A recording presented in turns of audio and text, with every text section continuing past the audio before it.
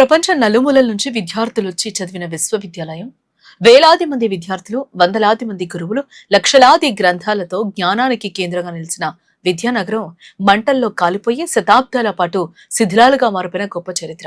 అదే నలంద విశ్వవిద్యాలయం. ప్రాచీన భారతదేశ వైభవాన్ని ప్రపంచానికి చాటి చెప్పిన నలంద కథ నిజంగానే అందరిని ఆశ్చర్యపరుస్తోంది. అసలు నలంద ఎప్పుడు ప్రారంభమైంది, ఎలా ప్రపంచ ప్రఖ్యాతి పొందింది, ఎవరు నాశనం చేశారు, మళ్ళీ ఎలా పునరుజ్జీవం పొందింది అనే విషయాలు తెలుసుకునే ముందు వెదర్ టీవీ న్యూస్ ని తప్పకుండా సబ్స్క్రైబ్ చేసుకోండి.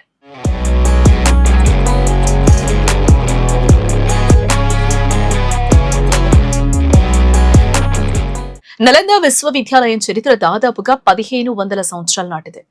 చరిత్రకారుల అంచనా ప్రకారం ఇది క్రీస్తు శకం 427 ప్రాంతంలో గుప్త చక్రవర్తి కుమారగుప్తుడు ప్రథముడు కాలంలో స్థాపించబడింది. ప్రస్తుత బీహార్ రాష్ట్రంలోని నలంద జిల్లాలో రాజ్గిర్ సమీపంలో ఈ విశ్వవిద్యాలయం ఏర్పడింది. అప్పటి నుంచి నలంద కేవలం భారతదేశానికే కాదు, ప్రపంచానికే జ్ఞాన కేంద్రంగా మారింది. నలంద అనే పేరుకు జ్ఞానాన్ని దానం చేసే స్థలం అనే అర్థం ఉందని చెప్తారు. ఆ పేరుకు తగ్గట్టుగానే ఇక్కడ విద్య, తత్వశాస్త్రం, విజ్ఞానం, సంస్కృతి అన్ని ఒకే చోట వికసించాయి. గుప్త రాజులు, ఆ తర్వాత హర్షవర్ధనుడు, పాలరాజవంశ పాలకులు ఈ విశ్వవిద్యాలయానికి విశేష ప్రోత్సాహం అందించారు. రాజుల పరిరక్షణతో నలంద వేగంగా విస్తరించింది. కొద్ది కాలంలోనే నలంద ప్రపంచంలోని అత్యంత ప్రతిష్టాత్మక విద్యా సంస్థల్లో ఒకటిగా ఎదిగింది. భారతదేశంతో పాటు China, Tibet, Korea, Japan, Sri Lanka, Indonesia, Persia వంటి అనేక దేశాల నుంచి విద్యార్థులు, పండితులు ఇక్కడికి వచ్చేవారు. ఇది పూర్తి స్థాయి రెసిడెన్షియల్ విశ్వవిద్యాలయం. అంటే విద్యార్థులు ఇక్కడే ఉండి విద్యాభ్యాసం చేసేవారు. చైనా యాత్రికులు హ్యూయన్సాంగ్, ఈచింగ్ తమ ప్రయాణ వర్ణనలలో నలంద గొప్పతనాన్ని వివరంగా రాశారు. వారి వివరాల ప్రకారం నలందలో సుమారుగా 10,000 మంది విద్యార్థులు, 1,500 నుంచి 2,000 మంది అధ్యాపకులు ఉండేవారు. విశాలమైన మఠాలు, ఉపన్యాస మందిరాలు, ధ్యాన కేంద్రాలు, ఉద్యానవనాలు, చెరువులు, విద్యార్థుల వసతి గృహాలు, ఇలా నలంద ఒక మహా విద్యానగరంలా ఉండేది. ఇక్కడ ప్రవేశం పొందడం కూడా అంత సులభమేం కాదు. విశ్వవిద్యాలయం ప్రధాన ద్వారం వద్ద పండితులు పరీక్ష నిర్వహించేవారని చారిత్రక వర్ణనలు చెప్తూ ఉన్నాయి. ఆ పరీక్షలో ఉత్తీర్ణులైన వారికే ప్రవేశం లభించేది. అందుకే నలందలో చదవడం ఒక గొప్ప గౌరవంగా భావించేవారు.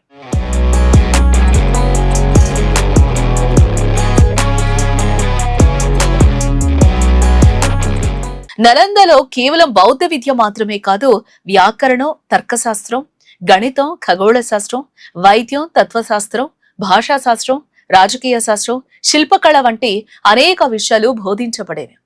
ఇక్కడి విద్యా ప్రమాణాలు అత్యంత ఉన్నతంగా ఉండేవి. నలందలో చదివిన లేదా బోధించిన ప్రముఖుల్లో హ్యూయన్సాంగ్, ఈచింగ్, శీలభద్రుడు, ధర్మపాలుడు, శాంతరక్షితుడు వంటి మహాపండితులు ఉన్నారు. నలంద విశ్వవిద్యాలయంలో అత్యంత ప్రసిద్ధి చెందినది దాని గ్రంథాలయం. ధర్మగంజ్ అనే పేరుతో ఉన్న ఈ గ్రంథాలయం ప్రపంచంలోని అతిపెద్ద పురాతన గ్రంథాలయాల్లో ఒకటిగా గుర్తించబడుతుంది. ఇందులో రత్నసాగర, రత్నోదది, రత్నరంజక అనే 3 ప్రధాన భవనాలు ఉన్నట్లు చరిత్ర చెప్తుంది. లక్షలాది గ్రంథాలు, బౌద్ధ సూత్రాలు, వైద్య గ్రంథాలు, గణిత రచనలు, తత్వశాస్త్ర గ్రంథాలు ఇందులో భద్రపరచబడ్డాయి. అయితే నలంద చరిత్రలో అత్యంత విషాదకర ఘట్టం క్రీస్తు శకం 1993 ప్రాంతంలో జరిగింది. టర్కీ సైన్యాధికారి బక్తియార్ ఖిల్జీ నలందపై దాడి చేశాడు, విశ్వవిద్యాలయాన్ని ధ్వంసం చేశాడు. అనేక మంది బౌద్ధ భిక్షువులు, పండితులు హతమయ్యారు. భవనాలు మంటల్లో కాలిపోయాయి. ముఖ్యంగా నలంద గ్రంథాలయం దగ్ధమైంది. చారిత్రక కథనాల ప్రకారం ఆ గ్రంథాలయంలోని పుస్తకాలు, తాళపత్రాలు, పాండులిపులు అంత పెద్ద సంఖ్యలో ఉండడంతో మంటలు నెలల తరబడి ఆర్నేలేదని, 90 రోజుల పాటు అలానే కాలుతూ ఉన్నదని చెప్తారు. ఆ దాడి తర్వాత నలంద పూర్తిగా క్షీణించిపోయింది. శతాబ్దాల పాటు అది శిథిలాలుగానే మిగిలిపోయింది. అడవులతో కప్పబడి కాలగర్భంలో కలిసిపోయిన ఈ విద్యానగరం గురించి ప్రపంచానికి పెద్దగా తెలీదు.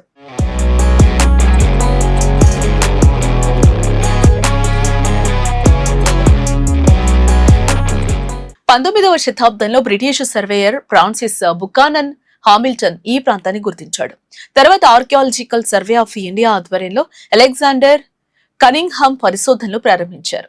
20వ శతాబ్దం ప్రారంభంలో విస్తృత తవ్వకాలు జరిగాయి.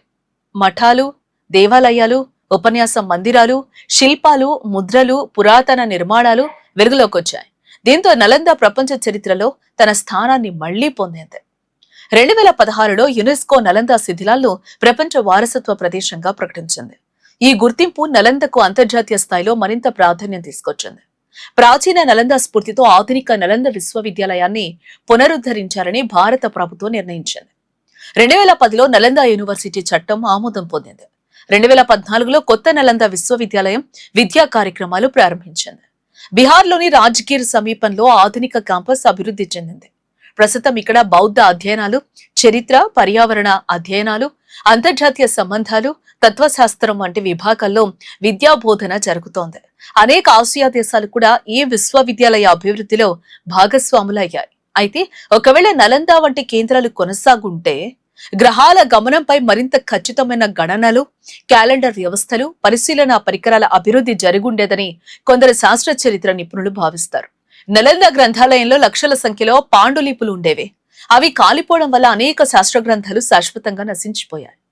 ఆ గ్రంథాలు మిగిలుండి ఉంటే వైద్యం, ఔషధ మొక్కలు, శస్త్రచికిత్స, ఖగోళ గణన, గణిత పద్ధతులు, తత్వశాస్త్రం, భాషా విజ్ఞానం వంటి రంగాల్లో మనకు మరింత పురాతన జ్ఞానం అందుబాటులో ఉండేది.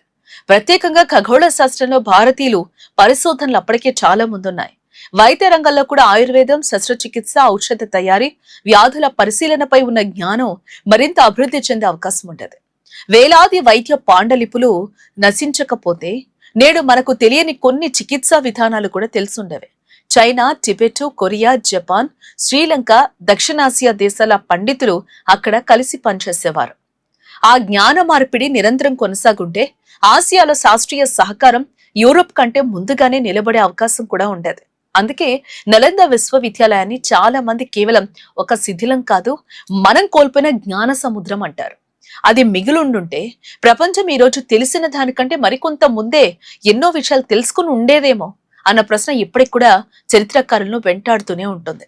ఇలాంటి మరిన్ని ఇంట్రెస్టింగ్ వీడియోస్ కోసం తప్పకుండా వేద టీవీ న్యూస్ ని సబ్స్క్రైబ్ చేయండి.